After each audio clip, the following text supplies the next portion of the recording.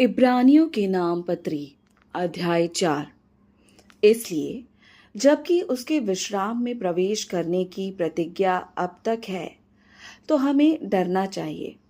ऐसे ने हो कि तुम में से कोई जन उससे रहित जान पड़े, क्योंकि हमें उन्हीं की नाई सुसमाचार सुनाया गया है, पर सुने हुए वचन से उन्हें कुछ लाभ न हुआ, क्योंकि सुनने वालों के मन में विश्वास के साथ नहीं बैठा। और हम जिन्होंने विश्वास किया है उस विश्राम में प्रवेश करते हैं, जैसा उसने कहा कि मैंने अपने क्रोध में शपथ खाई कि वे मेरे विश्राम में प्रवेश करने ना पाएंगे। यद्यपि जगत की उत्पत्ति के समय से उसके काम पूरे हो चुके थे, क्योंकि 7वें दिन के विषय में उसने कहीं यूं कहा है कि परमेश्वर ने 7वें दिन अपने सब कामों को निपटा करके विश्राम किया। और इस जगह फिर यह कहता है कि वे मेरे विश्राम में प्रवेश ना करने पाएंगे। तो जब यह बात बाकी है कि कितने और हैं जो उस विश्राम में प्रवेश करें, और जिन्हें उसका सुसमाचार पहले सुनाया गया, उन्होंने आज्ञा न मानने के कारण उसमें प्रवेश न किया, तो फिर वह किसी विशेष दिन को ठहराकर इतने दिन के बाद दाऊद की पुस्तक में उसे आज का दिन कहता है, जैसे पहले कहा गया कि यदि आज तुम उसका शब्द सुनो तो अपने मनों को कठोर ना करो।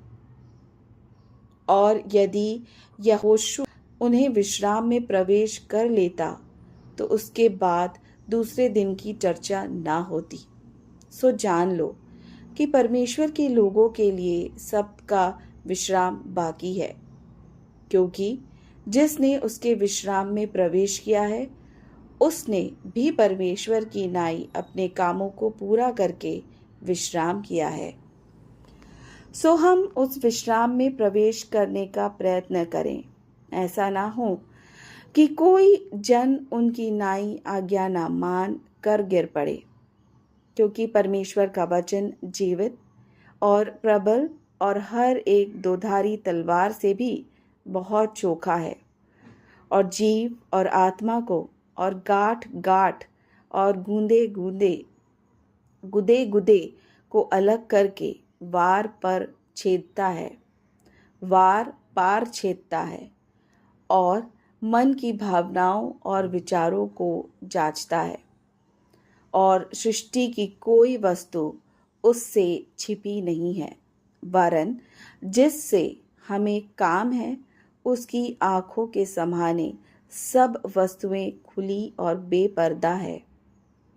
सो जब हमारा ऐसा बड़ा महायाजक है जो स्वर्गों से होकर गया है, अर्थात परमेश्वर का पुत्र यीशु, तो आओ हम अपने अंगीकार को दृढ़ता से थामे रहें, क्योंकि हमारा ऐसा महायाजक नहीं जो हमारी निर्बलताओं में हमारे साथ दुखी ना हो सके, वरन वह सब बातों में हमारी नाई परखा तो गया, तो भी निष्पाप निकला।